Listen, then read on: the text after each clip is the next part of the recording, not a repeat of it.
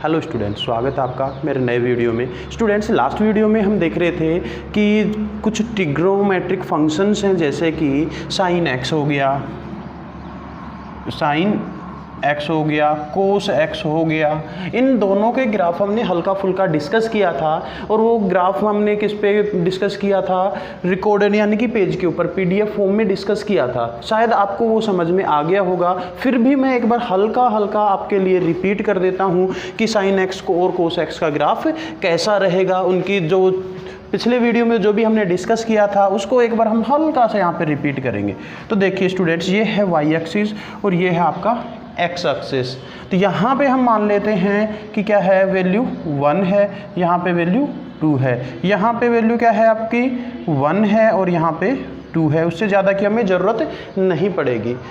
ये तो क्या हो गया आपका वाई एक्सिस। अब एक्स एक्सिस की बात करते हैं। मान लीजिए यहाँ पे क्या है आपका पाई की फॉर्म में लेते हैं। पाई को आप क्या ले सकते हो, आप डिग्री की फॉर्म में भी ले सकते हो, लेकिन कंफर्टेबल पाई में रहेगा। ये आपने लास्ट वीडियो में देख लिया है। यहाँ पे 2 पाई, 3 पाई और यहाँ पे 4 पाई।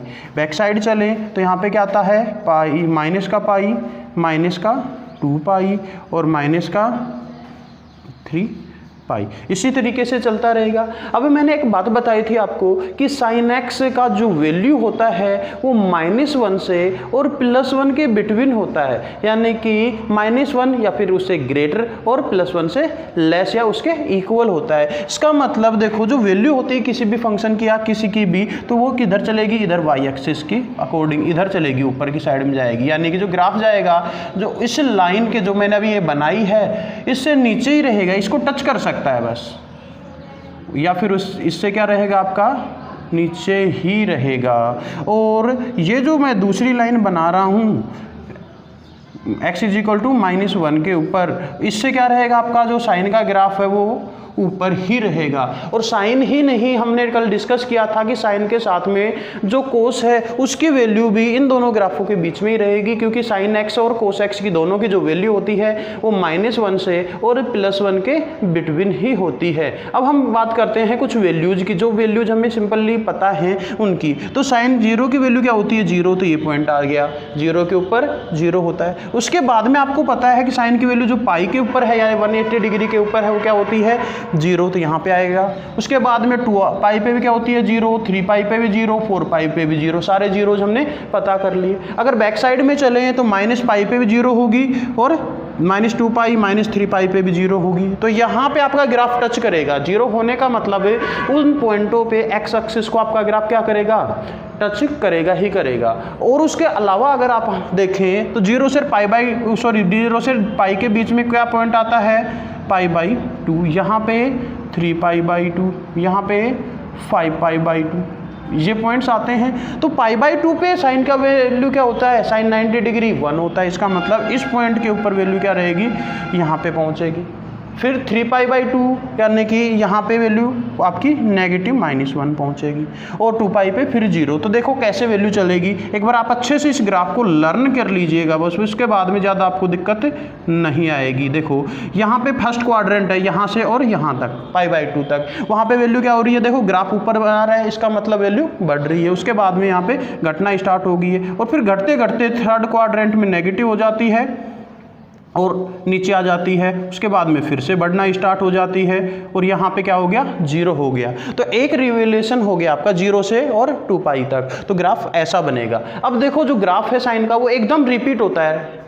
जो यहाँ पे बना है 0 से 2 पाई के बिटवीन, वो का वो सेम आगे बनेगा 2 पाई से और 4 पाई के बीच में, और उसके बाद में 4 पाई से 6 पाई के बिटवीन भी सेम ये का ये ग्राफ बनेगा। तो इसी की कॉपी, डिटो कॉपी करनी है आपको। तो यहाँ पे देखो 1 और यहाँ पे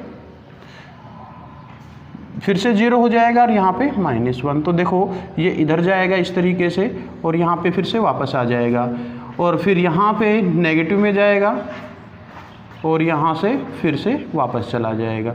तो इस तरीके से आपका ये जो साइन का ग्राफ है वो बनता रहेगा। आगे भी इसी तरीके से चलता रहेगा। अगर इसको हम आगे बढ़ाएं तो ये इसी तरीके से, इसी पैटर्न पे चलता रहेगा। अगर हम यहाँ पे देखें तो इन दोनों के बीच में देखो -π/2 पे वैल्यू क्या होती है, -1 होती है और π/2 पे फिर से 0। तो यहाँ पे इस तरीके से आएगा आपका ग्राफ। बिल्कुल ये सीधा नहीं है, इस तरीके से है ये।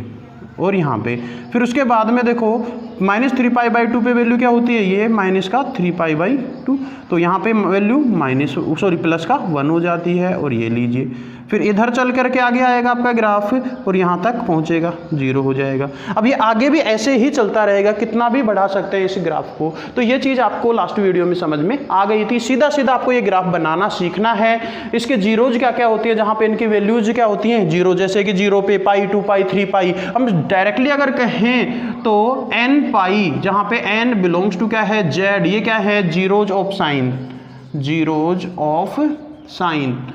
हिंदी में इसको बोलते हैं शून्यक, यानी कि साइन जो फंक्शन है वो जहाँ पे 0 होता है उनको जीरोज या फिर शून्यक बोलते हैं। तो ये हो गया n π। n की वैल्यू क्या रखेंगे, कोई भी इंटीजर रखेंगे तो आपके पास क्या मिल जाएंगे, जीरोज मिल जाएंगे। देखिए यहाँ पे 0π, 2π ये सारे क्या है, जीरोज हैं आपके। तो ये चीज़ आपको समझ में आ गई थी। उसके बाद में हमने देखा था कोस एक्स का ग्राफ भी ऐसा ही होता है, लेकिन थोड़ा सा चेंज होता है उस ग्राफ में। और चेंज क्या होता है उस ग्राफ में कि ये जो ग्राफ है अगर हम इसको पकड़ करके और थोड़ा सा इधर लेफ्ट साइड में यानी π/2 शिफ्ट कर दें, इस वर्टिक्स को, ये जो है इसको यहाँ पे शिफ्ट कर दें, तो आपका जो ग्राफ बनेगा वो किसका बन जाएगा, कोस एक्स का। तो कोस एक्स की भी मैक्सिमम वैल्यू +1 ही रहेगी और मिनिमम वैल्यू -1 ही रहेगी, और इसी के बीच में ग्राफ बनेगा। ज़्यादा डिफरेंस नहीं है, मैं यहाँ पे बना के बता देता हूँ कोस एक्स का भी ग्राफ फटाफट से। ये लीजिए, ये आपका एक्स एक्सिस है, यहीं पे बना देता हूँ बिल्कुल, और ये वाई एक्सिस हो गया है। तो कोस एक्स का ग्राफ इस तरीके से बनेगा। देखिए स्टूडेंट, ये लीजिए नीचे से फिर ऊपर आएगा। थोड़ा सा एक बार लाइन बना लेते हैं ताकि आपकी ड्राइंग थोड़ी सी ठीक बने। ये +1 की लाइन ले लेते हैं और यहाँ पे ले लेते हैं हम -1 की लाइन। ये लीजिए, अब इसका ग्राफ ड्रॉ कर लेते हैं। तो देखो यहाँ पे 1 होता है, तो आपको पता है कोस जो 0 वैल्यू पे क्या होता है, 1 होता है। तो ये लीजिए यहाँ पे मान लेते हैं क्या है, π/2 है।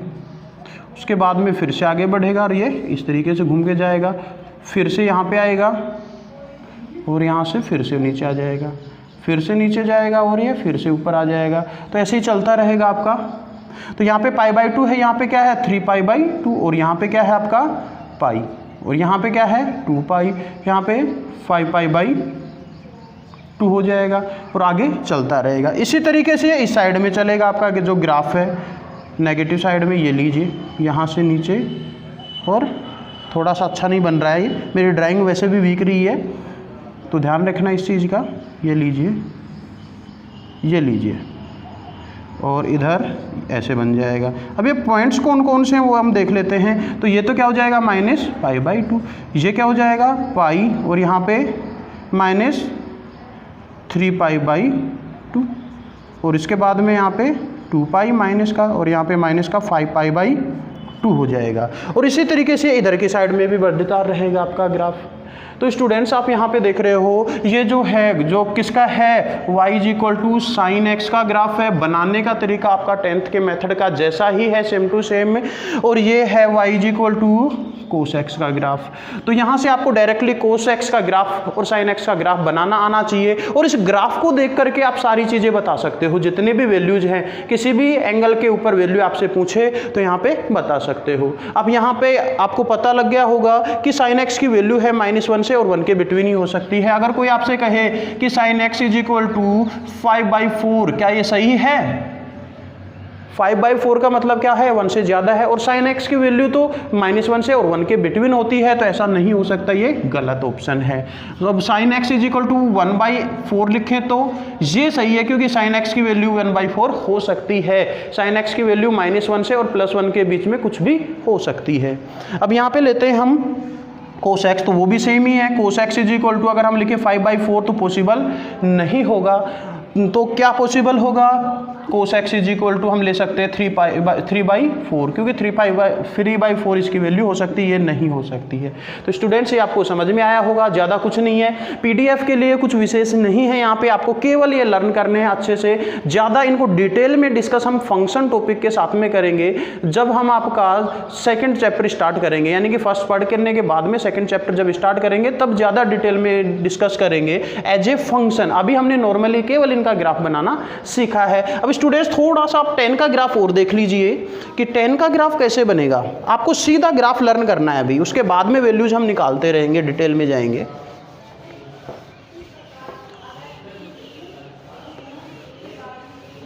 ये देखिए 10 का ग्राफ कैसे होता है, मैं थोड़ा सा आपको बता देता हूँ इस वीडियो में। उसके बाद में मैं आपको PDF के फॉर्म में 10 का ग्राफ भेज भी चुका हूँ और आज फिर से आपको मिल जाएगा, तो देखने की कोशिश करना उसको। तो देखिए यहाँ पे आपको पता है 10 की वैल्यू जो होती है वो π/2 के ऊपर क्या होती है, इनफाइनाइट होती है। ये सभी स्टूडेंट्स को पता है। तो यहाँ पे जो पॉइंट लिया है वो π/2 है और यहाँ पे ऊपर जा रहा है, यहाँ पे इनफाइनाइट हो जाएगा, यहाँ पे भी इनफाइनाइट। उसके बाद में हम लेते हैं, और कहाँ कहाँ पे इनफाइनाइट होती है, 3π/2 पे।